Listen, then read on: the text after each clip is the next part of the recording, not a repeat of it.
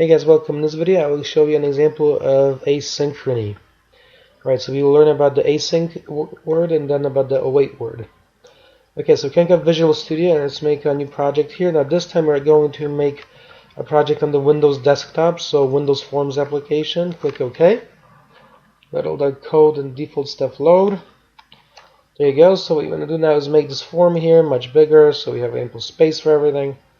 So make it big that way, make it big vertically, make it fit. Alright, now here we are going to place a button as follows. Magnificent. Drag that over.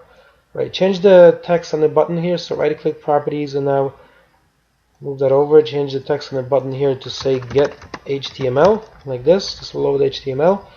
Right, under the button we are going to place a text box, and then into that text box we'll type web addresses. So scroll through the list under the toolbox here. If you don't see the toolbox, go to view and then toolbox. And now let's move this over a little bit. And now scroll down, text box, where are you? Here we go. There you go. Let me move this over. Alright, so that's the text box. Now under that you're going to place a rich text box. Alright, so let's grab a rich text box. Place it there. Drag it out so it fits the whole screen. There you go. Pull it down halfway roughly. Yeah, that'll do. Alright. That's pretty good. Cool. Now, what we are going to do is respond to the event of pressing the button. So double click on Get HTML. Actually, before we do that, click the box here and make sure you have the properties chosen on the right side. Once you do, select this. And let's see, not the text, but here, change this to results box, like this. Okay, change that to results box. The name of this box in code is results box, the name. Okay, so now again, double click the Get HTML button. That brings up the event handler over here, like that. A couple things that we have to do to make this example work is on Solution Explorer, you're going to right click on the references, add reference, and then here type HTTP, so system.net.http version 4.000 and so on. Click OK. Right, so here what you're going to now do is add using and then system.net.http. There you go. Cool. So now that we have all of this in place, we are going to write some synchronous code. So what I will do is paste this down below, comment that out. Now what we're going to do is the following. Let me delete the code that comes by default and make sure we have all of this. So we have Windows Forms, net.http, and drawing. Okay, we have all of those namespaces imported. Perfect. Otherwise we'll have issues. Delete that. So the first thing that you're going to do is modify this here, private, and then async, like this. Okay, I can say string content, like this, equals, and I will say await. This is a keyword, like this. We're going to await, and the method that we're going to await is going to be called get the HTML, and we'll call it here async, like this. Okay. And let's make this HTML here like that. There you go. Now delete that. Make sure you have the await keyword. So we're going to await this method, and now you're going to say here results box dot and then text. And once it's retrieved, we are going to say plus equals and then content, like that. Okay. There you go. So we'll append the content to the text box. Great. So that's all we have to do in that one, believe it or not. Really easy. Now what we're going to do is code up get the HTML async. So what we're going to do is type async, like this, and then task, and then string. You see this? So it represents an asynchronous operation that can return a value. Okay? So asynchronous means out of step, essentially. That's what asynchrony is. Running, So here what we're going to say is async task string, and now you're going to say get the HTML and then async, like this. Right, let's define the logic that defines this method.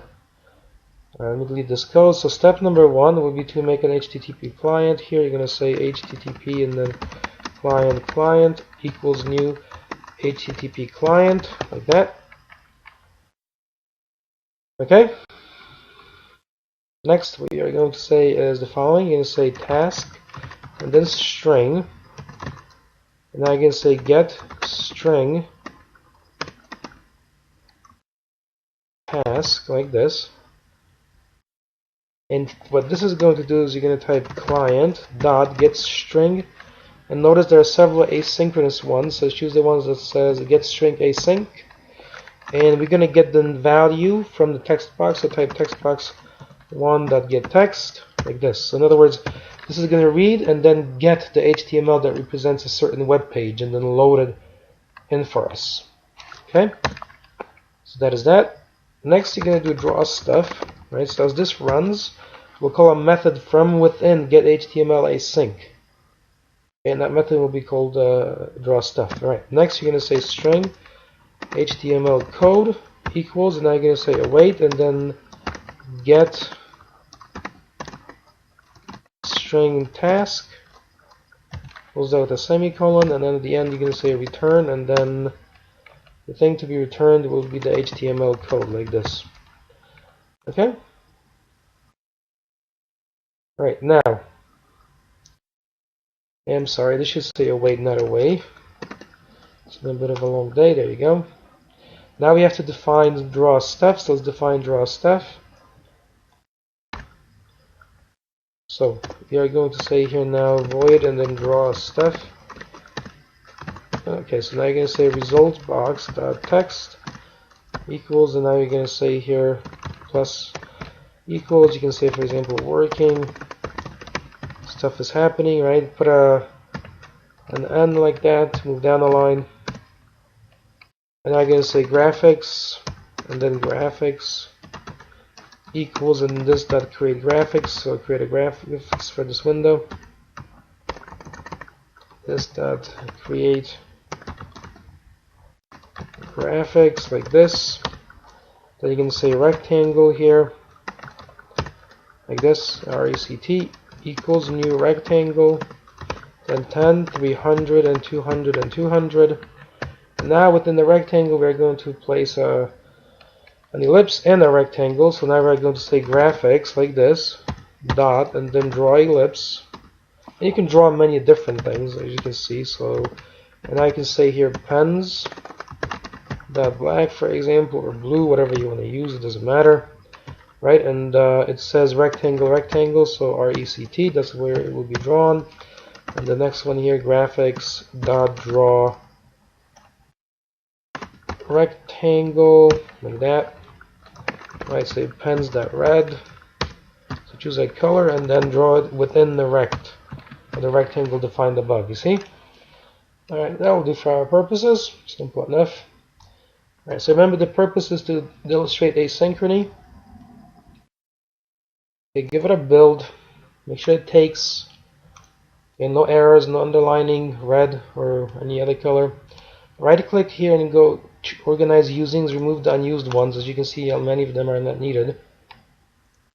So build that all. Okay, now we're going to give this a go to see what the effects are. Okay, so hit start. And there you go. So HTTP and then yahoo.com, right, get HTML, and you see, there it goes, you see? So I will have to fix the window a little bit. That's trivial, obviously, move the window down, but the big idea is when you hit the get HTML, let's do it one more time. Let me make a small adjustment here, pull this up a little. So hit start again,